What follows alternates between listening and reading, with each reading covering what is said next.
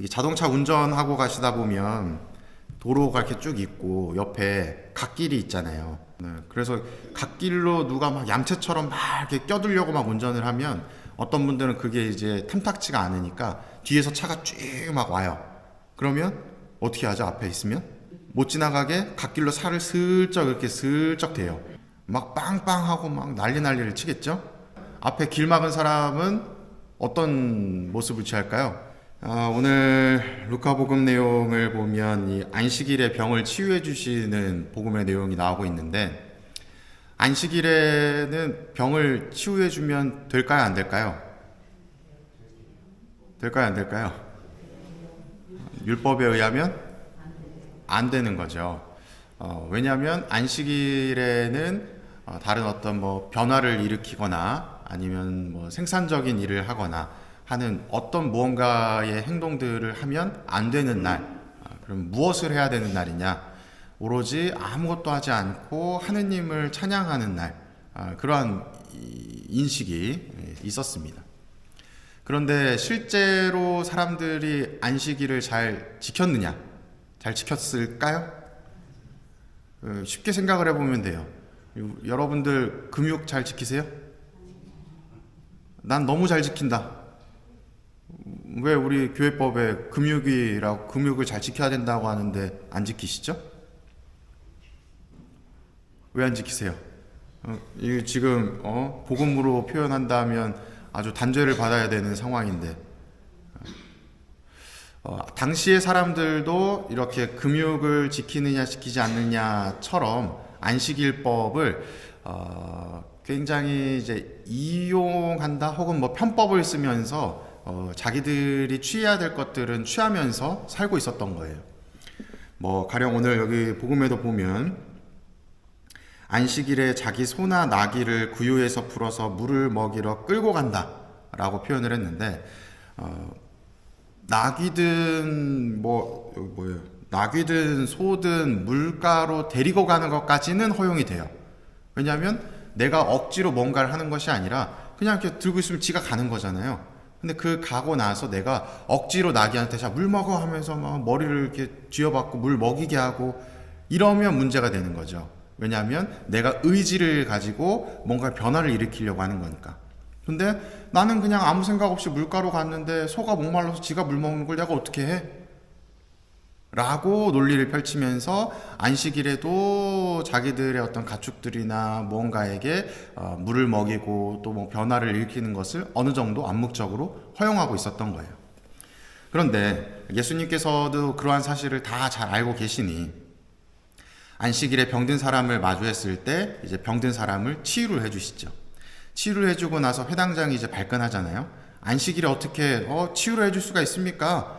아니 일주일 중에 안식일은 하면 안 되는 날이고 할 수 있는 날이 6날이나 있는데 그때 하면 되지 왜 이제 하십니까?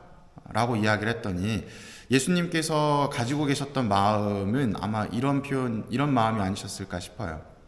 18해 동안이나 병을 앓고 있었던 여인, 그 여인에게 있어서 안식일이든 안식일이 아니든 예수님을 만난 그 날은 18년 동안 있는 동안에 처음 있었던 일이죠. 다시 올 수 없는 날일지도 모릅니다. 그렇기 때문에 예수님은 그 여인의 병을 치유를 해주시는데, 회당장은 단순히 그 여인이 18년 중에 특정한 그 하루 동안에 예수님을 만나고 병이 치유되는 것에 집중하기보다는 오히려 아니 6날이나 있는데 다른 날 받으면 되지 하면서 더 깐깐한 모습을 보이게 되는 거예요. 완고한 모습을 보이게 되는 것이죠. 그래서 예수님께서는 이제 그에게 말씀하시기로 니네들 다 편법 쓰면서 살고 있지 않니? 근데 왜 18년 중에 처음으로 나를 마주한 이 날에 그 안식일법을 들먹이면서 이런 완고한 모습을 보이느냐라는 것을 표현을 해주고 있는 겁니다.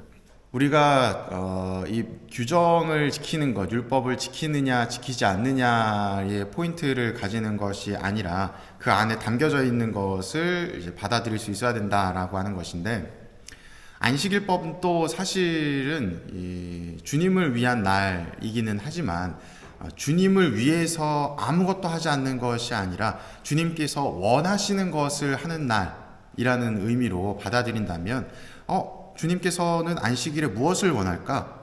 뭐 변화를 일으키지 않는 것, 그런 것을 원하시기보다는 도움이 필요한 사람들이 도움을 받고 또 해방이 필요한 사람들이 해방을 이루는 것을 더 원하지 않으실까라는 측면으로 이 율법에 다가가야 되지 않냐라는 것을 표현해주고 계시는 것 같아요.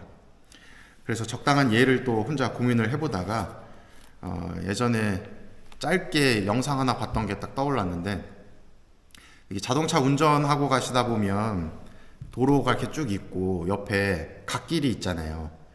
갓길로 주행을 하면 될까요, 안 될까요?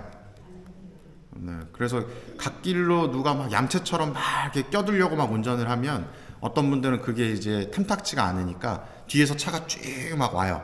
그러면 어떻게 하죠? 앞에 있으면 못 지나가게 갓길로 살을 슬쩍 이렇게 슬쩍 대요. 그 줄에 싹 맞게끔. 그러면 차 폭이 있으니까 지나갈 수가 없겠죠. 그러면 그 갓길 주행하는 사람이 어떻게 하겠어요? 막 빵빵하고 막 난리를 치겠죠. 막 빵빵빵빵 막 해요. 그러면 앞에 길 막은 사람은 어떤 모습을 취할까요? 너는 빵빵해라, 난 안 들린다, 이런 생각으로 그냥 가만히 있습니다. 근데 제가 봤던 영상 중에 그 앞에 있던 분이 비켜줄 수밖에 없었던 모습이 있는데 뭐였냐면 그냥 재밌는 얘기인데, 갑자기 운전자가 창문을 이렇게 픽 내리더니만 앞에다 대고 크게 소리를 치는 거예요. 똥 쌀 것 같아요. 비켜주세요. 비켜줬을까, 안 비켜줬을까요? 비켜줬겠죠. 갓길로 주행하는 게 불법이고 하면 안 되는데 우리는 왜 그거를 인정해 줬을까요? 그만큼 급하니까. 나라도 그랬을 거다라는 마음이 안에서부터 이제 일어나는 것이죠.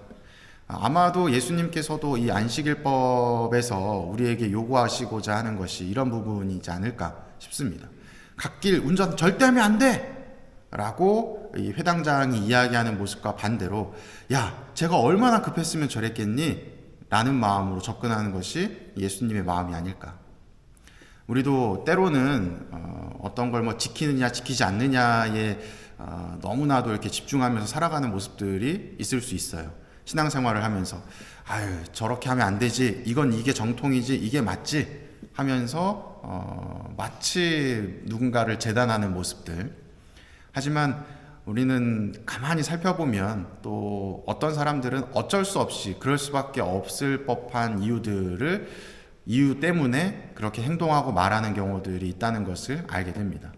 그러니 지금 당장에 내 눈에는 잘못되었다 할지라도 너무 또 속단하지 마시고, 그럴 만한 이유가 있겠지, 나도 뭐 이러저러한 상황에서 이랬었던 기억이 있는데 라는 조금 더 포용적인 마음을 지니신다면 오히려 율법에 담겨져 있는 의미를 살아내는 것이 아닐까 생각을 해봅니다.